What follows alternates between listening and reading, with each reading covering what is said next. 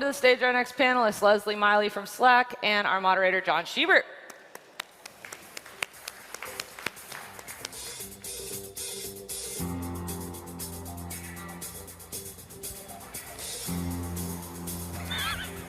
This is the best intro music ever. This is amazing. Thank you. I'm in love. I want to do this all the time. This should be the soundtrack to my life. Oh, we have so much to talk about. First of all, thank you for being here. I appreciate it. Thank you for having me. Also, that was kind of a tepid response. We can raise the roof. I mean, come on. We're about to head into lunch. Things are happening. This conversation is going to be amazing. Leslie, in his picture, looks like he has a terrible headache, probably brought on by Silicon Valley. But we'll talk about that in a bit. First question, because you're one of the senior most developer guys over there. Why can't I do threaded conversations on Slack? Why? Why? Why? It's a good question. It's a hard problem to solve. And as we try to do at Slack, everything's done with craftsmanship. So it takes time, it takes effort. And these are things that we're working on. Yeah. So hopefully soon. Can you give me a timing? Can't give you a timing. Hopefully you'll still have hair when it comes out. 2017? My hair isn't going anywhere. Unfortunately, this is all Eastern European. Help out. Help out here, please. So what about bots? Bots have been the hot thing for the past year. Where do you fall on the bot spectrum? What role will they play within Slack? I don't know if I can say what role they will play. They're definitely a technology we like to use. We want people to get used to using bots. We've actually done some experiments and seen how people are they're very accepting of suggestions. They're very accepting of Slackbot giving them suggestions and asking them questions and taking them through. And we will continue to experiment in that. We will probably roll some things out in the near future with bots. But it's definitely a way for people to learn more. There's a great bot out there right now called IntroBot. Not shilling for anyone, just saying it's a great way for people who join a new team for them to figure out who they are, where they came from, what their interests are. And I think you're going to see more and more of that. Mm-hmm. This is actually just the obligatory questioning period where I throw a bunch of buzzwords at you about things that are hot in tech right now and make you respond. So I apologize for that. Nope. What about AI? What about AI? When it really works, I think we'll use it. It's still not quite there yet. No one wants to unleash Skynet on us. Right. So when we get a little bit better. But I mean, is there really going to be this robot overlord future where Skynet takes over everything and we're all just slaves to the machine? Oh, we kind of are already. We kind of are, yeah. It's like you were asking where your phone was before you came on stage. Right. So yeah, we're slaves. Well, that was more to connect with this fine audience because I wanted to give them a chance to ask you questions through the whole magic of Twitter. Ooh. Although they could have Slacked me too, I guess. I could have set up a Slack channel for the room. Yeah, we should probably have one, right? Well, we should. Maybe we'll do that next year. Things to think about for TechCrunch Disrupt 2017. So, AI is tricky. It's a hard thing. You say it's not quite there yet. People are trying to recruit talent, and there's only a select group, or hypothetically, there's only a select group of people one can pull from for this talent. Is that hypothesis correct? Or can you find great AI engineers across the country? Where would you look for great AI engineers? Wow, that's a good question. I would just look around. I mean, definitely, just look around. Look around the room. I'm sure there's some in here right now.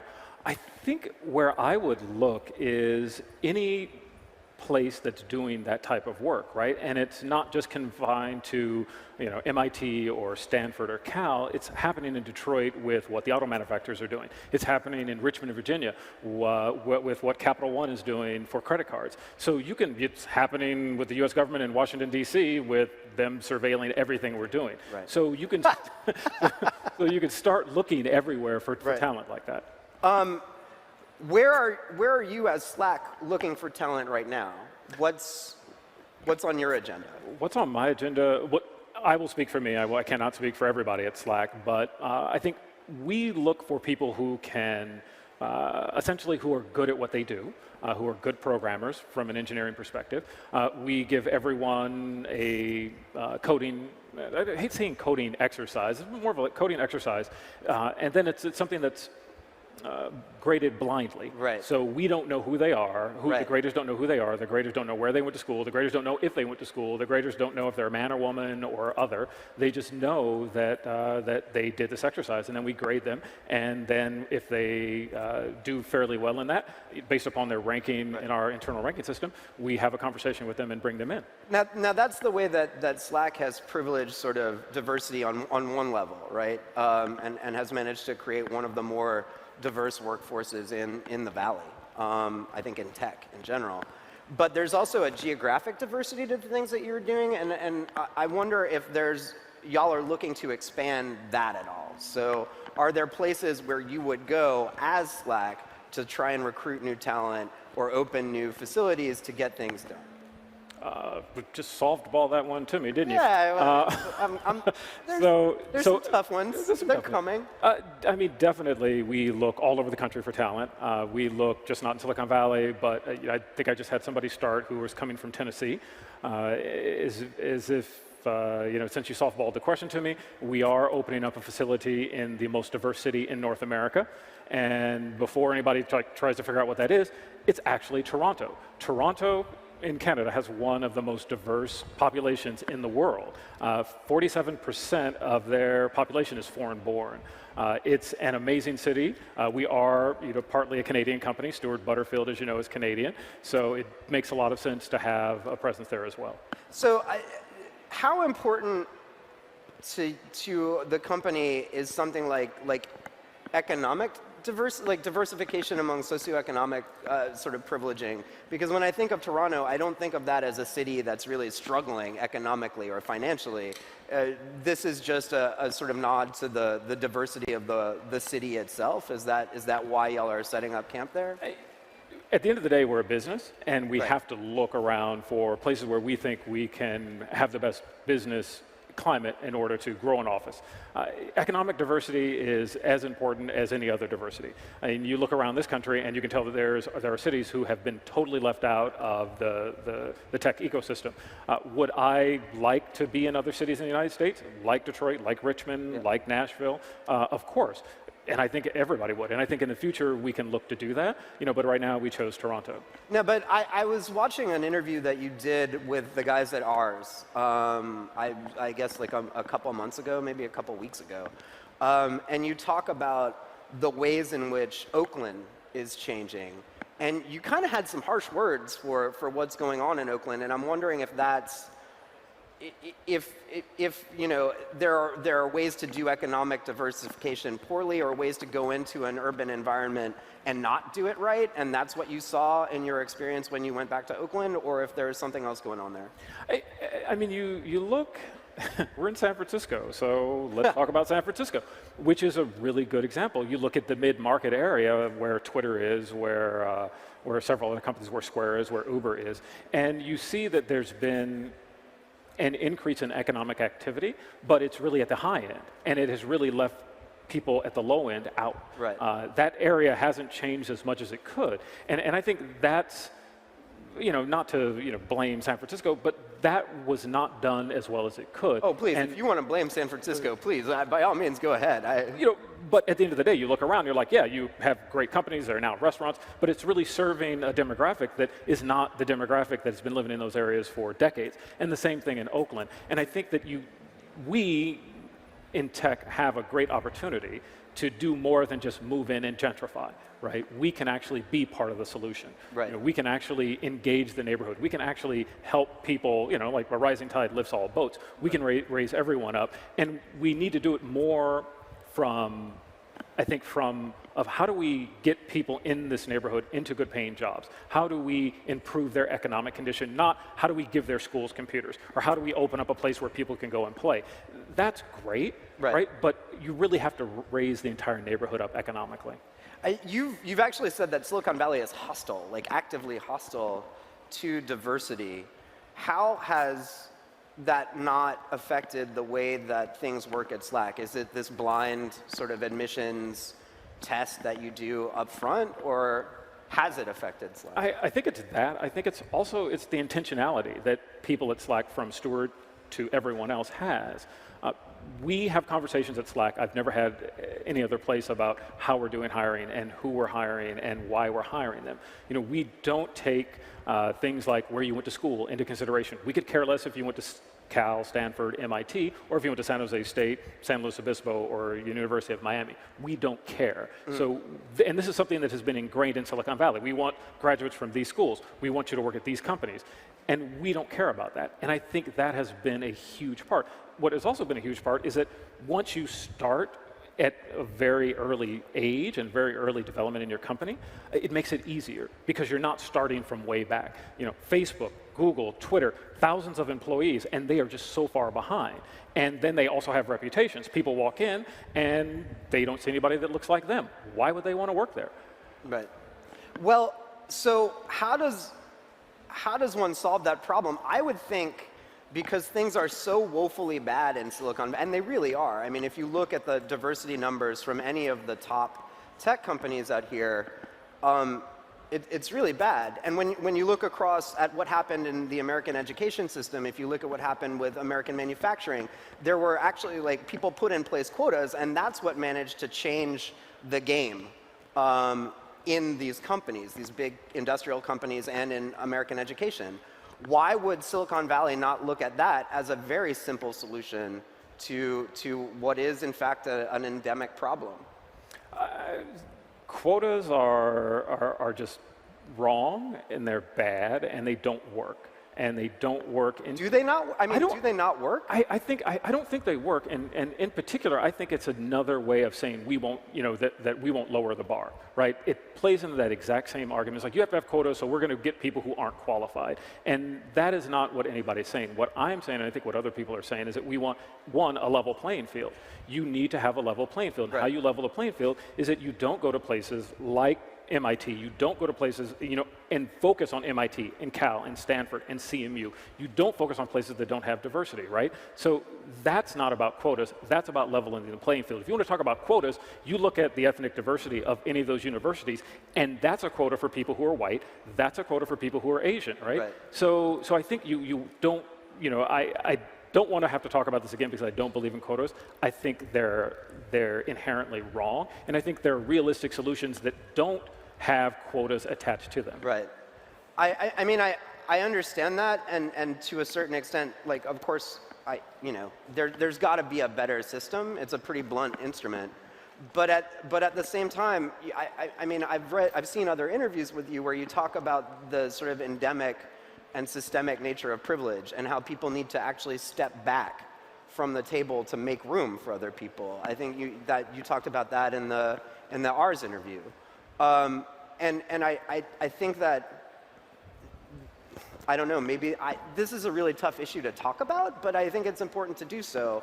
And I just wonder what the space looks like, how that stepping back works when privilege is so institutionalized that it's not even something that most people recognize. I have a data point to bring up. There's an organization called forward.us, fwd.us. It's a group set up by a diverse group of entrepreneurs, Mark Zuckerberg, Vinod Khosla.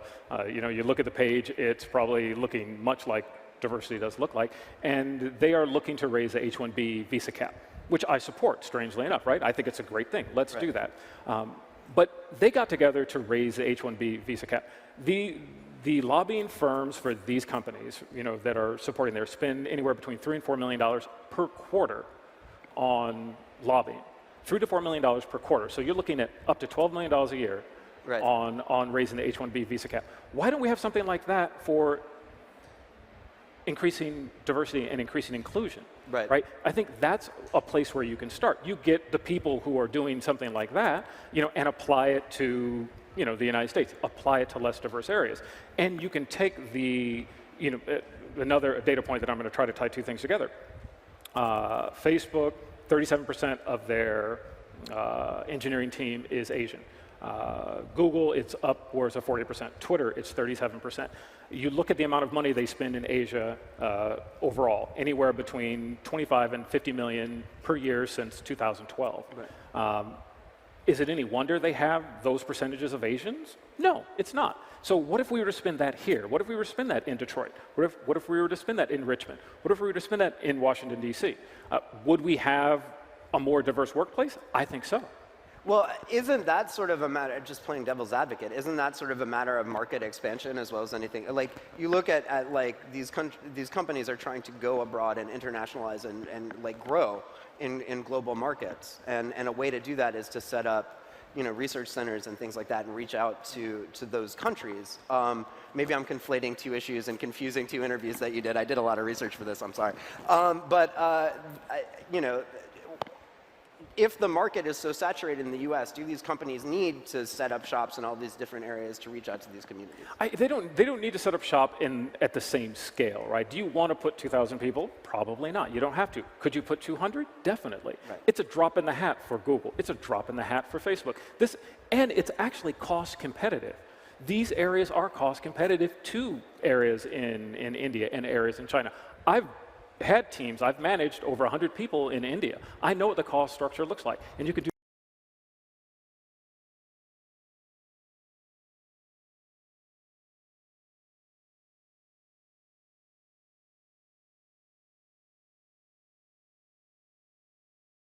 right, that have large, diverse populations. All of a sudden, you see people in those neighborhoods. People see their neighbors in these well-paying jobs. And they start to aspire to that. That's number one. Number two, people who want advancement know they have to come back to headquarters. So you're going to have people coming to San Francisco. You're going to have people going to Cupertino, going to Menlo Park, going to Mountain View. And what happens when you hire diverse people and you create an inclusive environment? They talk to their friends. Right. And their networks are going to look like them. And they're going to hire their friends and they're going to hire their associates who look a lot like them. And then you start to make inroads into this problem that these companies have spent the last 3 years and tens of millions of dollars and have made virtually no impact whatsoever. So we've been beating up on a lot of very large tech companies. Let's go down a level and beat up on some other people. Criticism, it's healthy criticism. Is the same true of the entrepreneurial community? When you go down to startups and you look at what's happening with entrepreneurship and investment from VCs into tech startups, would you advise young entrepreneurs to stay in the Valley to build their companies? Good question, and probably not. It's hard to encourage someone to stay in a place that is hostile to them. And I said this, and I'm going to keep repeating it. When you walk into one of the offices in Sand Hill Road, and people have a preconceived notion about who you are based upon how you look, whether you're African American, Hispanic, or a woman, entrepreneur like Morgan, who was up here a moment ago, right, who talked about her struggles in fundraising. She has an amazing platform and an amazing market opportunity, and it's very difficult for her to get funding. Yep. So why would you stay in a place that is hostile to you? Right. There are smaller markets. There are private equity firms. There's to shout out to Power Moves New Orleans. There's Startup Detroit, Invest Detroit. There are small communities there that can actually help. And I can't remember the gentleman's name, but a year or so ago, he actually said if I was going to create another startup, I'd go to Detroit. Right. Well, and it might have been Dan Gilbert, who was kind of... Thank you. I couldn't remember. I'm bad on drumming for Detroit because, he'd be the only investor in town, right? Because there are these markets that exist, but the capital that's there isn't as extensive. That's just a given, right? You're right, but if the capital's not available to you, the capital's not available to you, right? So if you walk in and people are just like, oh, well, and this has happened, and I am an advisor for some companies. I mentor entrepreneurs of color, and I've heard stories where people have gone in and said, yeah, you need a male co-founder. You need to get more white people in your team because right, having a team of 6 black people doesn't look good. I've heard these stories from people, and things that will never be said to an Asian or a white co-founder in Silicon Valley, ever. So does that mean that one should just try to ignore that capital completely? Or is there a solution, or is it just so entrenched here that people should just not worry about it at all? Silicon Valley follows. So VCs follow, and they do fast following. So if you have a big hit someplace else, whether or not it's a person of color, and I hope that it is, VCs will follow. They'll show up. Rodney Williams at Listener, if he goes big, trust me, you know, they will follow. And this is what needs to happen. And I hope it does, because I think that's the fast track. Well, we are almost out of time, and I think we can just end it there. This is an incredible conversation. I hope we get to continue it over many other events like this one and just in person. It's a pleasure talking to you, sir. Really. Great talking to you. Thank you. Thank you so much.